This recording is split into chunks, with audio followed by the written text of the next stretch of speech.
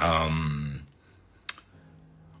can someone say, yeah, can someone have a calling from God and still struggle with doubt? Of course. Of course you can doubt God. It is possible to doubt him. Yeah. Is there a time where I doubt him? Yep. What does it mean? Does it make me a sinner? Now, we were looking at Genesis 17. God came to Abraham and said, you're going to have a child. The Bible literally says, and Abraham fell down, laughed. It is in Genesis 18 when Sarah laughed, where God said, why did your wife laugh? But the first one to laugh was Abraham, the father of faith. He doubted it. And he had reasons to doubt. Let me explain where doubt comes from. When your information is more than the information of God. When you know too much about HIV, consuming someone's body, more than the power of God, healing a person with HIV. If you have more information, wherever you have more information, it will succeed. It will be the one that supersedes the other. Let me explain. Faith comes by hearing, and hearing by the word of God. And fear comes by hearing, and hearing the word of the devil.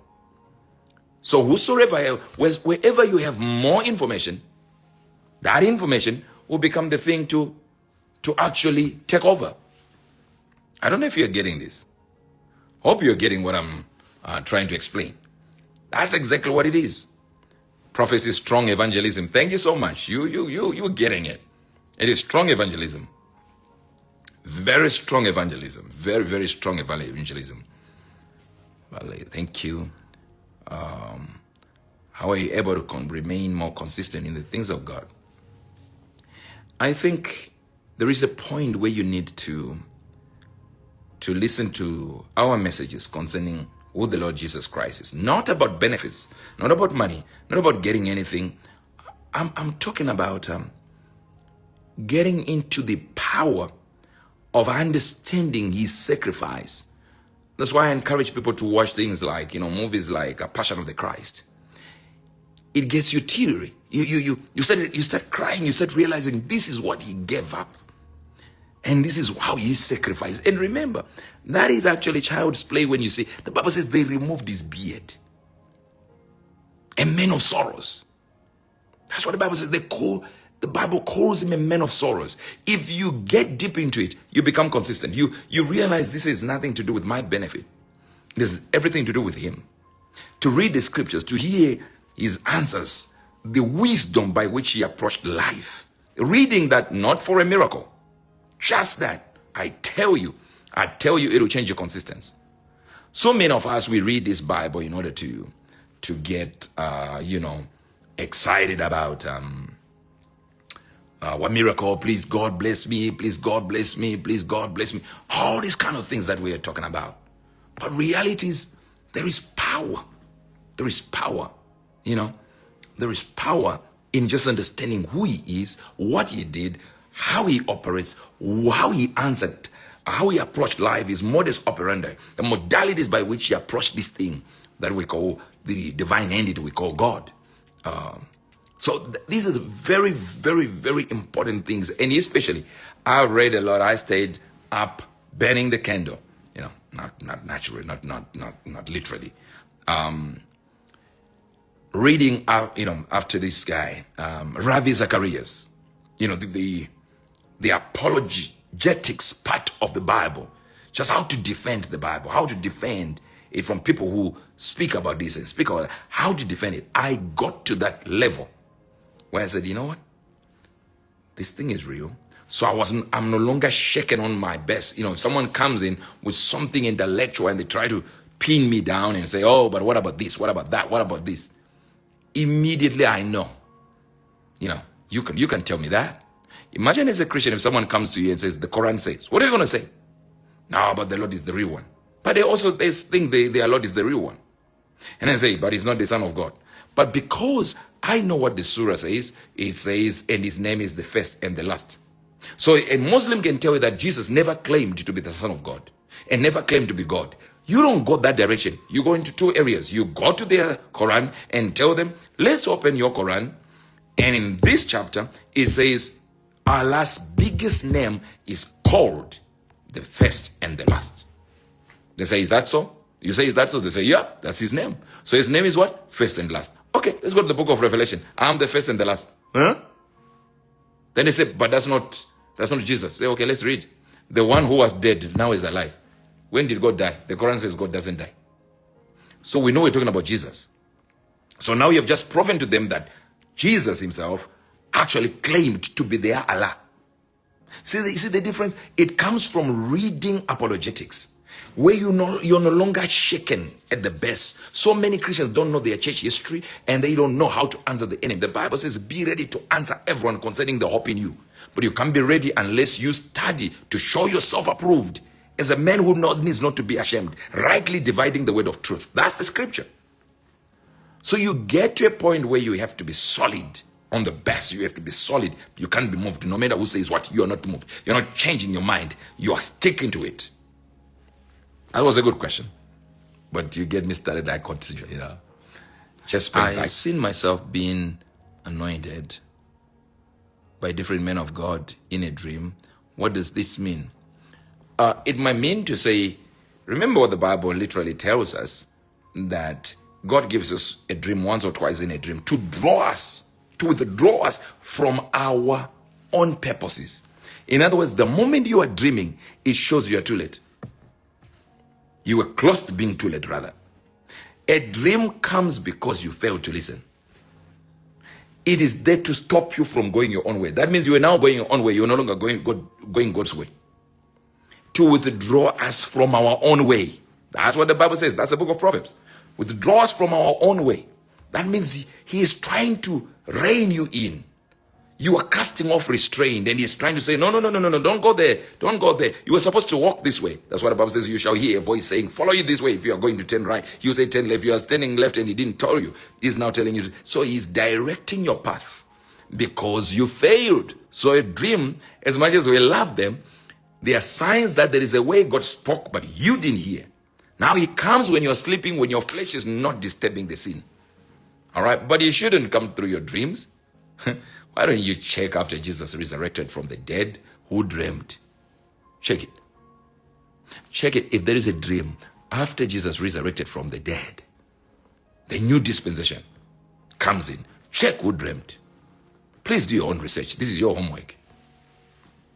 All right? We were not supposed to be led by dreams. We're supposed to be led by the Spirit directly, not dreams.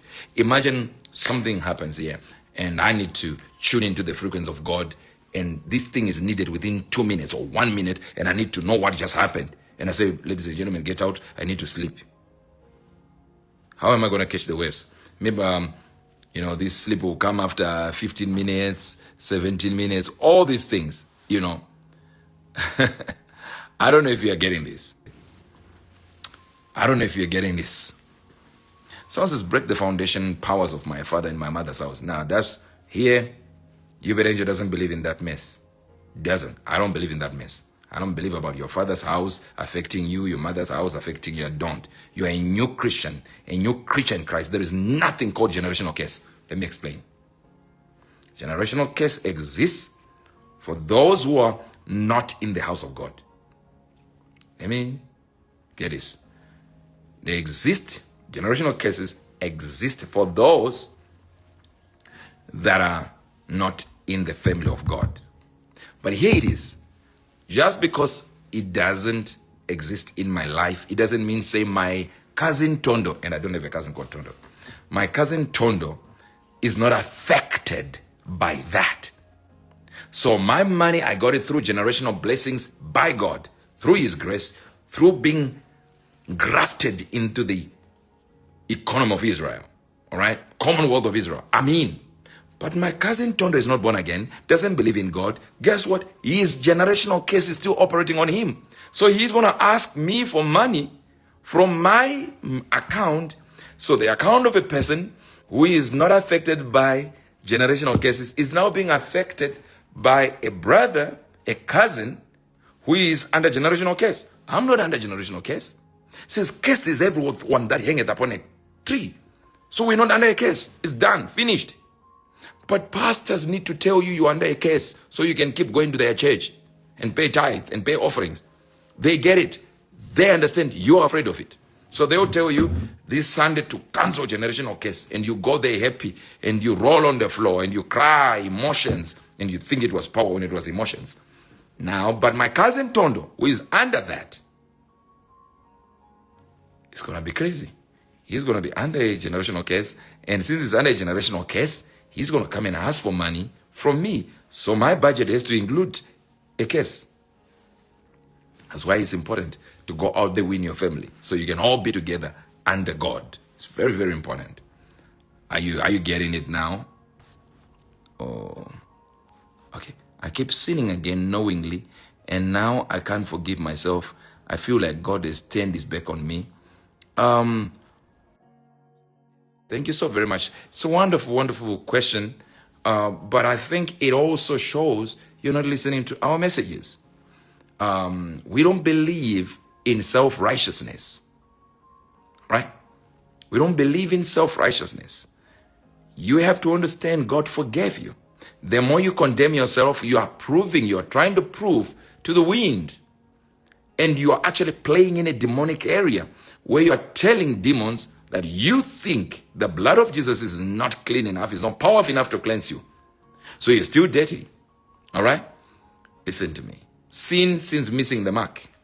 If you watched maybe Olympics, when they are doing archery and they miss, the umpire shouts sin. It simply means you missed the mark.